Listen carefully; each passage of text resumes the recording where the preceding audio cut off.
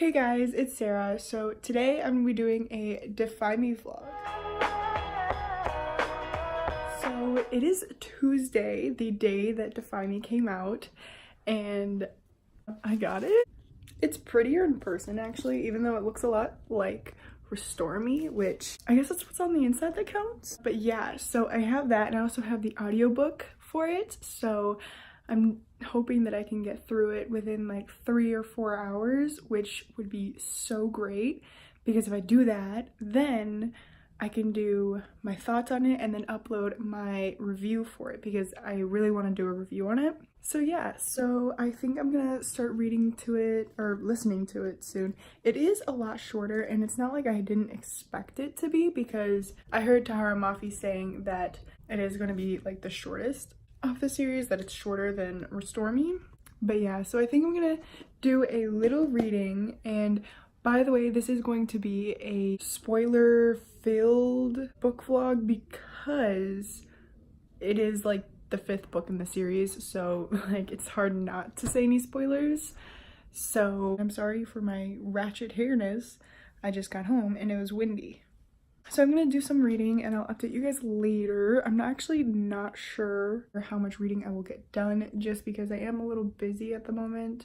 So I might finish it by tomorrow, I'm not sure. But yeah, so hey guys, it is Wednesday, my dudes. Yesterday, I didn't get through the whole book like I hoped, but I did mention that I was busy, so we're fine. My lips are chapped. Anyway, so it's about like 4-ish in the afternoon, and I got back from school like an hour ago. I didn't do any reading today. Actually, yes, I did. That's a lie. I listened to some on my audiobook. I am this far in, so I'm not that far in, but I'm kind of glad because I'm really enjoying this book so far. We are learning a lot about Juliet/Ella, which, like, do I call her Juliet or do I call her Ella? It's like kind of with that, you know, Throne of Glass type thing, whenever, like, I don't know whether to call her Selena or Aelin, so I don't know if I should call her Ella or Juliet. We don't know yet. At the moment, it's just like kind of confusing because, you know, you're getting a lot of information thrown at you, and, you know, Kenji and Nazira, I feel like Kenji's point of view is like the most non-confusing thing, you know, because in Kenji's point of view, it's like they're escaping, like they have like this whole, they're talking, like it's weird because they're trying to get to Kenji's trying to get to Ella and Warner, and I'm just like, so I'm not confused, I'm kind of, you know, catching on with all the information that's being given. I don't know what to say about it all, you know. And so I guess that's where my mind's at right now. Kenji and Nazira, I mean, like Kenji and Nazira. And I love Kenji's point of view. Oh my god, he's like so funny. If I had tabs, I would be tabbing this book up, but I don't. So that's okay. I'm really loving this book right now. Not sure if this is going to be a full 5 stars though, just because it is more informative than action-packed, at least at the moment. But like, Ella's going through some shit right now. Like, she is going through lots of shit. Sorry for my potty mouth. You know, we find out like literally everything, like the first 3 books are like a complete setup. Anderson's alive. Like, everything is pretty much a lie. Like, her whole setup from being in the asylum is a setup. We find out that all the kids were brainwashed because Ella knew Warner, Ella knew Nazira, and Ella knew all these Commander's kids. But like, her and her sister Emmeline, they were all brainwashed. Warner knew her, and I got to a part where it was like every time, like, he would keep brainwashing her and Warner, because every time that they were, you know, together, they would just like have this love. Warner would always fall in love with her. We don't really know what's going on with Warner. So far in his point of view, it's just a bunch of like flashbacks and memories that he's like getting back. That's my thoughts on Defy Me at the moment. And I'm gonna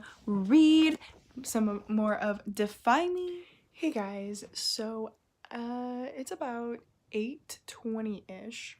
I just finished Defy Me by Tahar Mafi. This book was a lot better than Restore Me. I'm pretty sure I'm going to update you tomorrow so I can give you like my overall thoughts on it, because I need an overnight process to process my thoughts, and then I'll write them down in a notebook.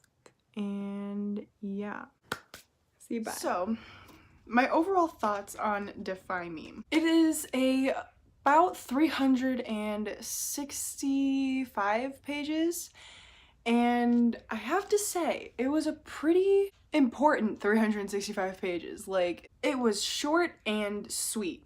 Honestly, there is nothing that I could think of that was bad about this book. My favorite parts are the memories that Aaron and Ella get. I feel like these memories are just really significant because they're remembering things, and the fact that Emmeline is the one who's giving them all their memories back. Like, everybody, not just Aaron and Ella, it's Nazira and Hader and all these other people who have spent time with Ella and Emmeline, which ultimately results in them believing in Ella and siding with Ella. So in the next book, what I expect is sort of them all coming together, forming this alliance, and going against the reestablishment and going against all the commanders and all of them. I loved how this book ended on a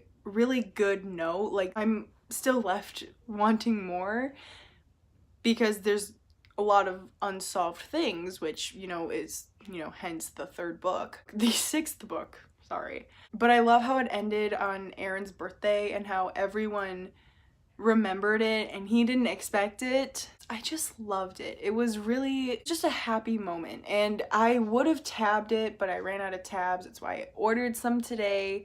Also with some other books. This book was just so amazing and gripping, and the audiobook was really good too.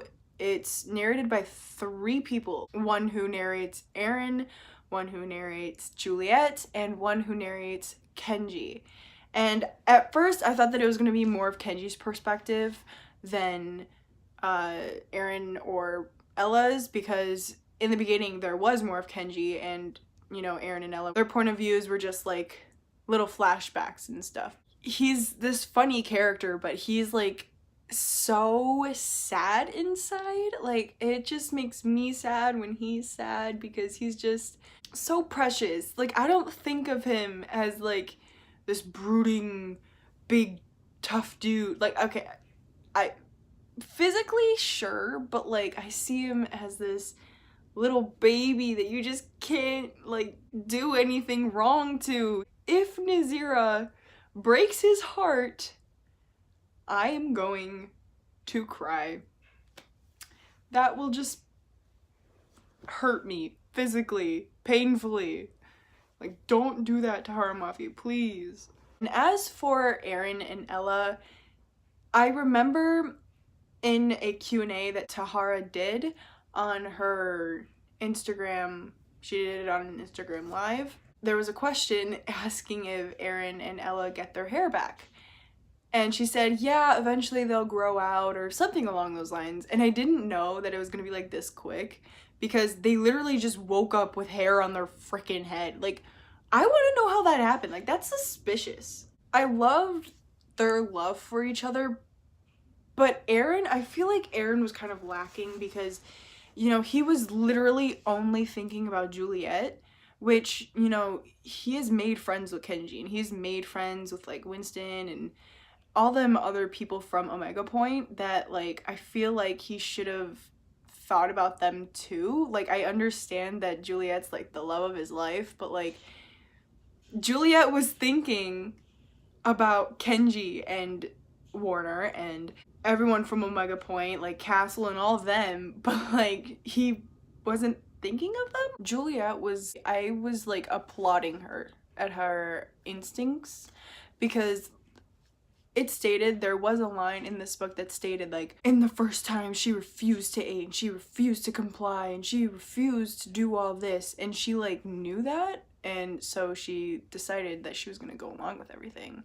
and she was going to act like she is this perfect little girl that, you know, they thought that they wiped her mind and all that. And I was so impressed. Like, I was just like, you go, girl. When she found Emmeline and Emmeline gave all her memories back, or actually showed her memories that Emmeline had, and like Evie comes in and she's just like, okay, Ella, I know we didn't get off on the good foot. And then she's just like, move, bitch, get out the way.